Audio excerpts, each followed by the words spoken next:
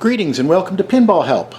Today I am doing a pinball feature on buying and selling pinball machines and the kind of hidden truth behind that whole process that doesn't often come up when people are talking and negotiating. Oftentimes it's implied. But when you're buying and selling pinball machines, it can be a bit of a rough business. And I'll explain why, and I'll explain where I have my concerns and where I think I want to kind of make other people aware of these kinds of concerns. So, buying and selling games seems like a straightforward process, right? But I would equate pinball machines with used cars. I think that's a good analogy to use when you're buying or selling a game. Like used cars, sometimes they're quite often they're old, and they can be anywhere from 60 to 10 years old. They're also mechanical devices. They have a lot of moving parts, and as such, they're high maintenance machines. So used cars are a lot like pinball. Usually, when you buy a used car, you don't really get much of a warranty with it, right? Because your responsibility is for you to check it all out, know what it is you're buying. Some places you can get a warranty, but more often than not, the general rule is you buy the car, and then if something happens to it, you have to fix it, unless, of course, the seller makes a warranty or a guarantee. Now, there are people in the industry that will sell used games, and they will offer you a warranty or a guarantee. But like the used car business, I wouldn't always assume that A, the product is represented completely as they say, and B, they will honor the deal after the money has changed hands and you've gone your way and they've gone theirs. So the smart buyer has to kind of be aware of that. I rarely sell games. I've basically been a collector, and I've been trying to build a museum and some places to operate and share the games with others. So I'm not a flipper. I'm not a buyer and a seller, but occasionally I do sell games, and especially like right now with the coronavirus, I had a bunch of games on location, and that place closed down, and suddenly I had places where I was running out of places to store games. What you see here are games in my living room that I'm in the process of restoring and repairing. This is in my living room. I won't show you my bedroom or the garage, and many of you guys know I have a separate building for pinball machines. Why are these here? Well, that building is full too. So I'm kind of up to my ears with these things, and occasionally I will sell them. Usually I will sell them to friends or fellow enthusiasts, but sometimes when money is tight, you gotta put them out there, and I usually just try to get as much as I can, fair market value, But it's always tough selling a machine to a layperson, somebody who's never owned a machine before.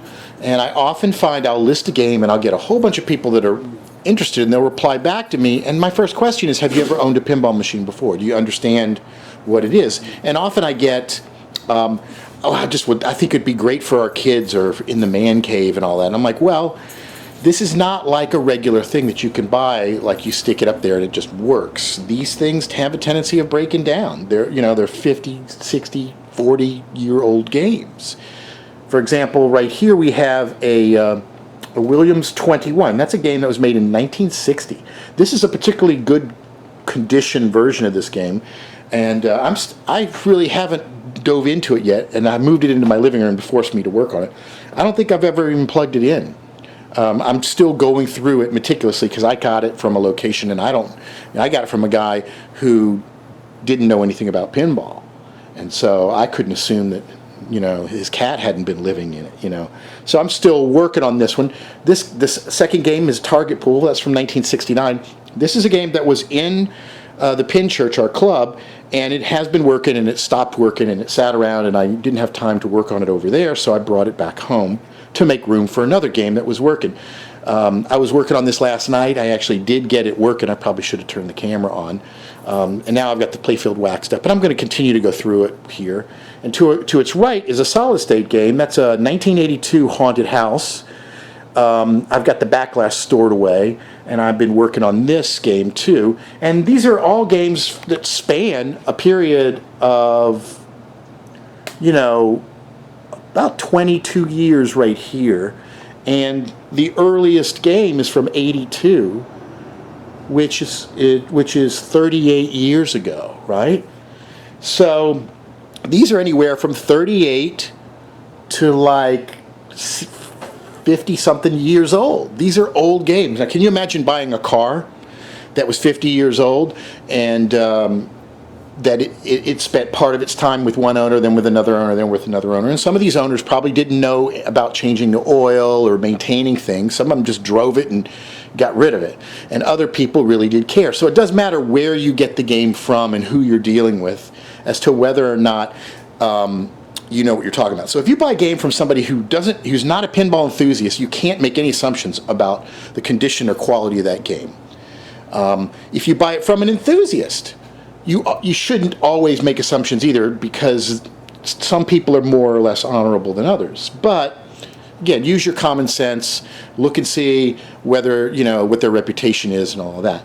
So buying and selling it can sometimes be a troublesome kind of deal, you know, because I love that people want to get into pinball and want to add one of these games to their man cave. But I'm apprehensive about selling, especially these older games, because in any game, I don't care if it came out yesterday, you could move it to your house and a piece can fall off the play field and the ball can get stuck somewhere. And then what are you going to do? You know, it's hard to get people to come out and service these things and not want them to charge an arm and a leg. And in some areas, they just don't even have people available. So owning a pinball machine requires a certain amount of responsibility if you want to do it right. It's just like owning an old classic car.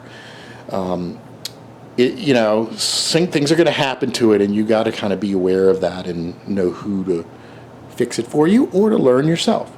And I find it very rewarding to learn myself. But at the same time, I want to advise people, by all means, get into pinball.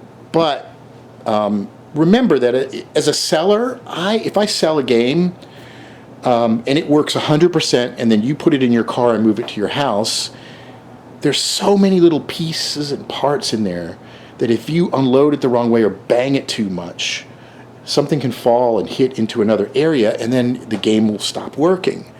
And my big fear, and I haven't had this happen to me because I don't sell a whole lot of games, but I'm sure other people that do, the guy brings it back to the house, sets it up, turn it on, the game doesn't start, or something just keeps spinning, or you know, a connector comes loose, or a part is somewhere, for whatever reason, it doesn't work. Hey, I bought this from you. This guy ripped me off. Oh, you know, I mean, it's possible this kind of stuff can happen. And so I want to encourage people to get into pinball, but I want to also encourage the idea that understanding that when you buy these things, you got to do your homework. If you don't want to have to maintain a game, then make sure you've got somebody that you know who will help you and come on out.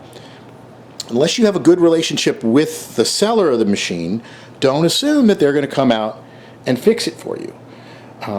And if they do, don't assume that something as simple as, you know, this thing isn't working here, won't turn into a much bigger problem. It's hard to tell. These things are a lot like vehicles. You come in with some weird little sound, and the next thing you know, they're telling you that half the engine is, you know, got a problem. Sometimes this can happen. It's not all that common. But sometimes, like with these mechanical machines, they're all relays and switches, right? So if a switch is out, it can take a lot of time to figure out where that switch is out and clean it and check this and check that. And sometimes it's multiple problems. Solid state games, sometimes a little bit more easier to work with because you can just pull a board and take it out. But if there's a break somewhere in a wiring, and I mean, I'm sure you guys have seen the undersides of these things. They're covered with wires and switches and all kinds of doohickeys. And anytime something can break, it can take a little bit of effort. This is why those of us that are in the hobby find it so rewarding that we can actually, you know, fix these things and make them work. It's really cool. It's really satisfying. And I would encourage you to get into it too. But I would also say, when you're buying and selling, don't make a whole lot of assumptions. And it's perfectly it's not outside the realm of possibility that you buy a game, it works fine, you get it home, it doesn't work. That's not, you can't always blame that on the seller unless it's something blatant that you know they lied about. Because these things do regularly have hiccups. Case in point, this target pool, I turned it on the other day and the score motor just kept spinning. In fact, let's see if it's truly fixed or not, right? Okay, so game is on. I'm going to hit the start button. All right, it's working. Before, the score reel didn't reset and the motor inside just kept spinning around. Cha-ching, cha-ching, cha-ching, cha-ching. Now, there's a number of causes for that. But usually, and I know, because I know, it's usually a switch on the score reels in there. So I had to go around, pull that thing back, clean it. It's working perfectly right now, but I could turn this off, I could turn it back on a week from now, and it might not. Because there's so many little delicate switches in there, and sometimes they can get corroded, a little bit of dirt, the metal gets fatigued. Is no way of knowing exactly when a switch that normally has contact might suddenly break contact. And if you look down here on this playfield, you'll see lots and lots of targets, right? There's 15, 16, 17, 18, 19, 20, 21, 22, 23, 24, 25, 26, 27, 28, 29, 30. There's 30 individual stand-up targets there. If any one of these gets stuck, it can cause the machine to malfunction. And maybe it'll just keep racking up points. So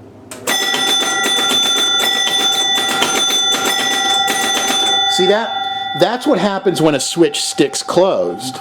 It keeps firing the relay to award the points. Now, if this happens and you don't know about it, this can burn up the coil in the machine. So if you pound on these enough, eventually a switch could get stuck closed.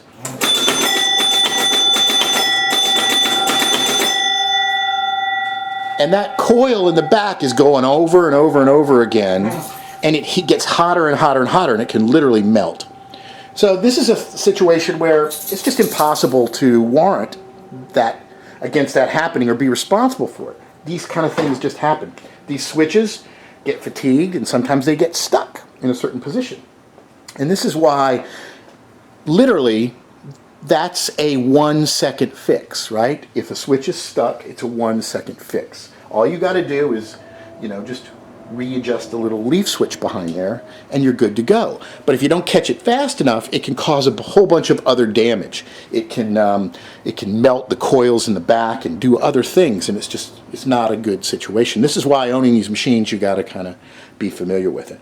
Now, solid state games don't have as many of these problems that can cause real catastrophic results like things melting as often, but it's still entirely possible that on, say, a solid state game here, a wire or switch could get stuck and it could cause a coil to stay on and heat up.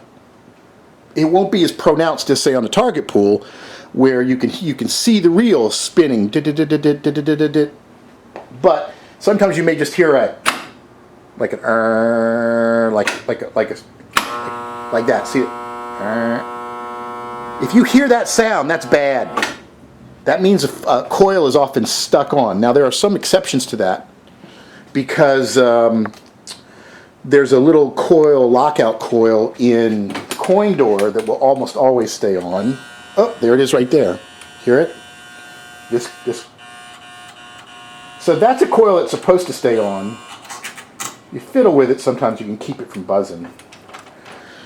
But again, this is a situation where having one of these games, you got to kind of be aware of the little intricacies of it.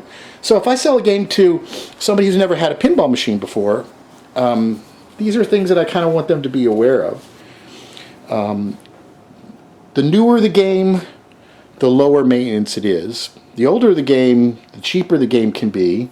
Especially, and if you're nostalgic for these older games, they're tremendously fun and simple and easy to get into. But the newer games are also very, very complicated too. They have their own set of problems that the modern games don't. One of them is batteries. They often have batteries inside of the back box that you have to maintain. Those batteries often need to be replaced on a regular basis. If you don't replace them, they can leak, and when they leak, they can destroy all the boards in there, and that's big money. You know, and then of course there's just the general stuff like pieces and parts falling onto the playfield. So take that into account. As a seller, I think it's important that if you sell a game to somebody who has never owned a machine before, you got to explain these things to them. You have to, and you got to say, look, this is like a used car.